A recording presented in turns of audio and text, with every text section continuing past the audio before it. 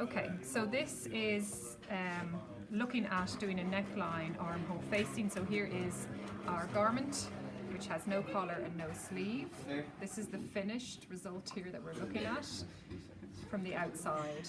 Turn it around from the inside.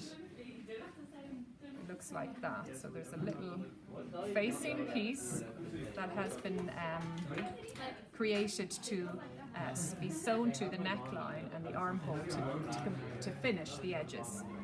Right. Notice that that's fused, by the way, so you just have that cut out, fused, and sewn. So that's the end result. Notice that there's a nice little stitch line there under. That's what we call the understitching, and that's what keeps the outer layer of the fabric, the under layer of the fabric, the facing, kind of tucked in, so you don't see it peeping out.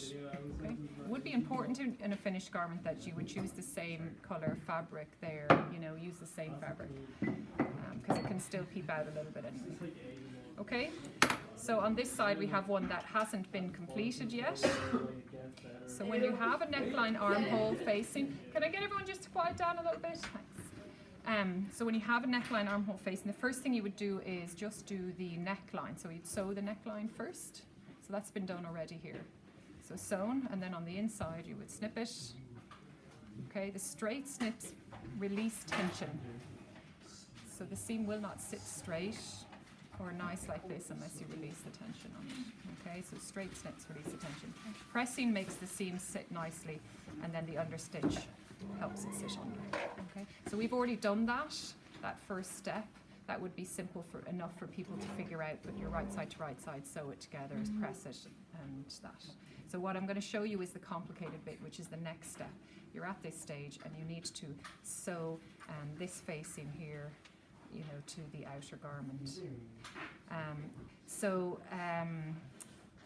It's very easy to sew yourself into a corner, is what I call it, if you just place this right side to right side like that,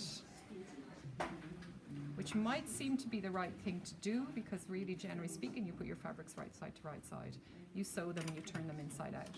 But when you have two openings close together, if you do that, you will not be able to pull it through.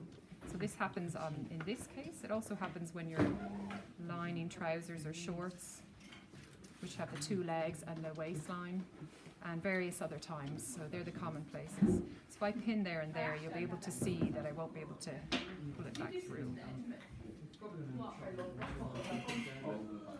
Right way around.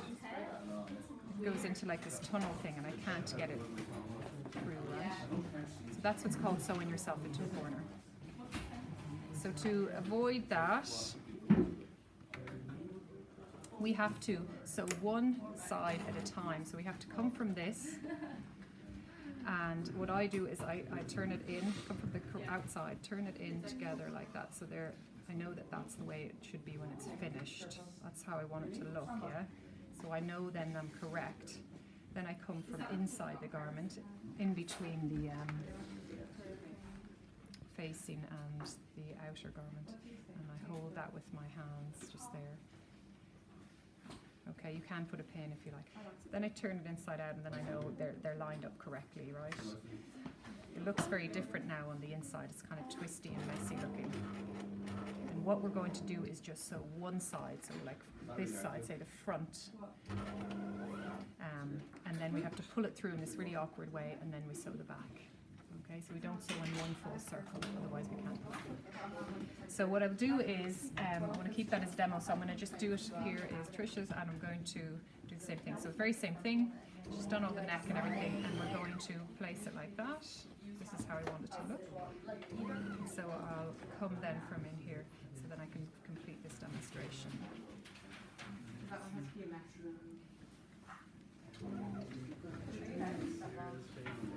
So when I pin this now,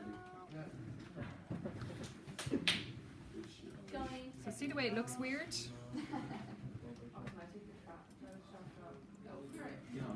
It should look weird, and it should be kind of awkward. That's how you know you're doing it correct when you're doing this technique, do you know?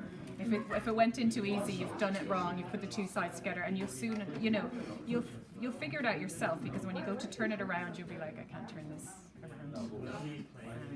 And it's a concept that you might not even think is possible, that you could actually sew yourself into. So those seams are the two seams that are at the top, and I'm placing them together, pinning them together, and I'm going to try and sew around all the way to the seam at the bottom. Yeah.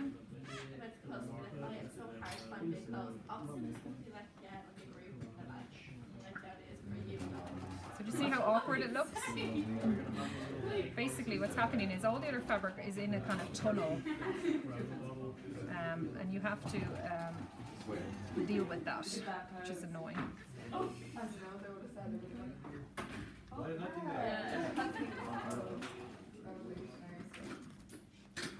So I'm pinning it all along.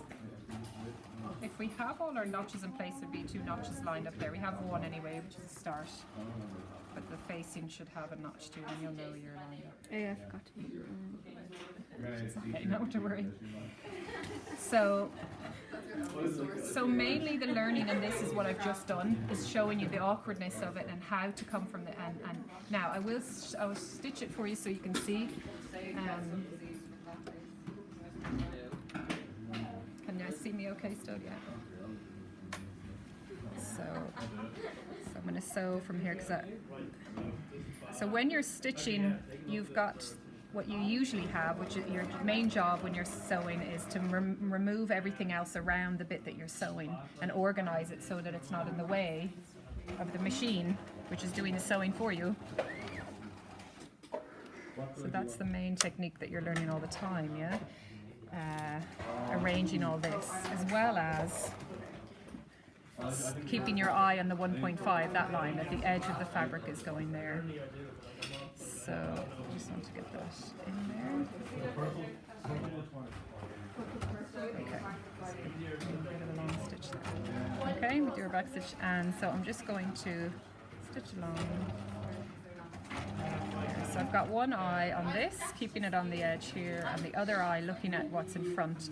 And I've got my hand underneath, and I'm flattening out so there's no tucks or anything underneath.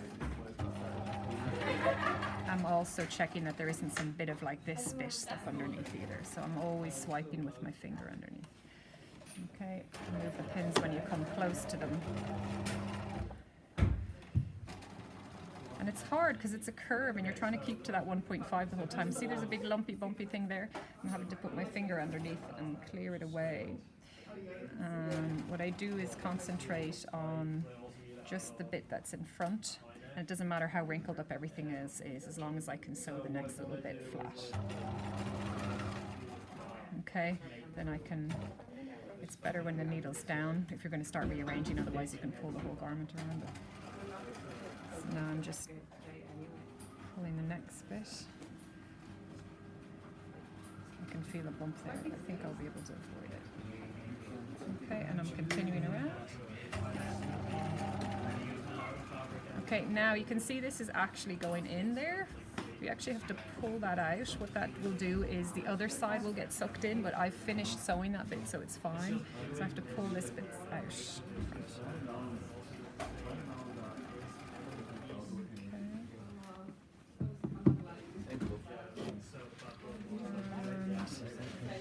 We're nearly there on the one side. My left hand there, I'm going in and I'm grabbing that facing to flatten it out underneath. Okay, so now that's much better. Okay, go. That's how long it takes. Yeah, really. Yes. There's a little bit of, I think there's a little bit of the tuck pressed into that fusing, so that might tuck a bit there. Okay, so again, I'm going to pull this out. I'm only aiming to get to my seam allowance at the top. And just for you again, Tricia, just be careful that you stitch all the way up, because that's a difficulty now for us, that it's not all the way joined there. We're only sewing to that exact point, so I'm just going to try and pin it together.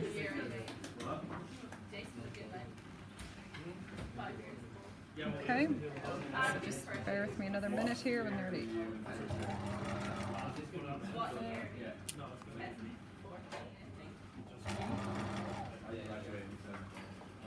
again, I'm pulling from the inside of this tunnel out. And now it's flat in front. Okay, I'm going to get all the way to that.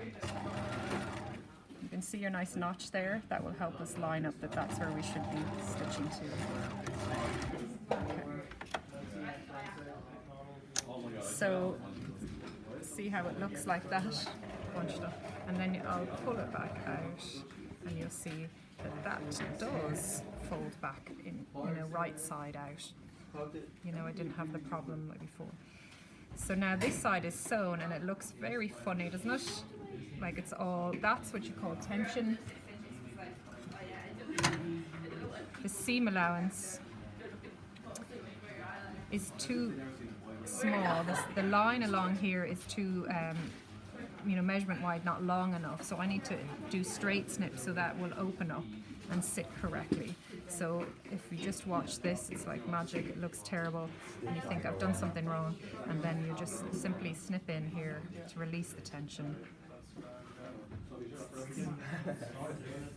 So along curves, you always have to do straight snips. So see how all of a sudden, I can't, now you can test it by, when you have it in this curve, you can see that, oh yes, that will open up now to sit. You can start with this certain amount of snips, and you can always go back in and do more if you need. Okay, so now let's just look at how it looks now. Let me turn it around. See the way all of a sudden now it's sitting much better. There might still be a bit, we might snip in a little more, but probably pressing will make it then sit. So it's like magic. Sometimes people sew the whole thing and think, when they see that result, think I've done something wrong. It's just the tension from the seam. Okay, it needs to get that much bigger so it will sit flat. The second half is always a bit easier because it's kind of more obvious. See this bit? It's a lot more obvious for people to kind of go in and go, oh yeah, like I need to sew that to that, like I'll just go from here, you know what I mean, and I do this bit. It's just the first one is always harder. Once you've sewn that first half, everyone finds the second half a bit easier. So the second half would be literally like that. Come in and the same again, pin them together, stitch all the way up, and we have our result. So I may as well, while I'm at it, just finish this one because I can show you briefly the understitch as well. That one.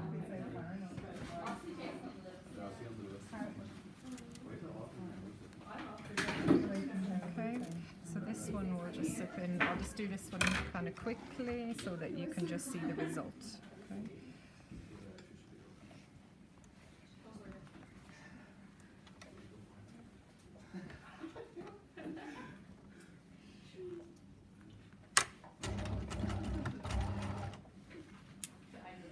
Okay, again, keeping it flat, keeping to my 1.5.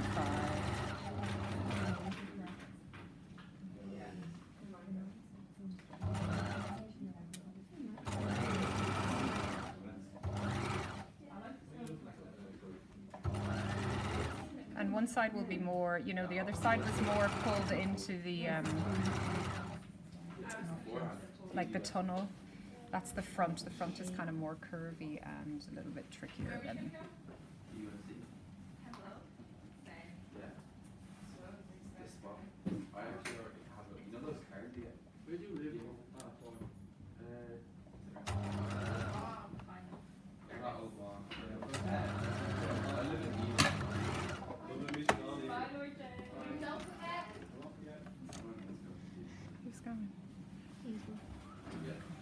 Okay, so there we go.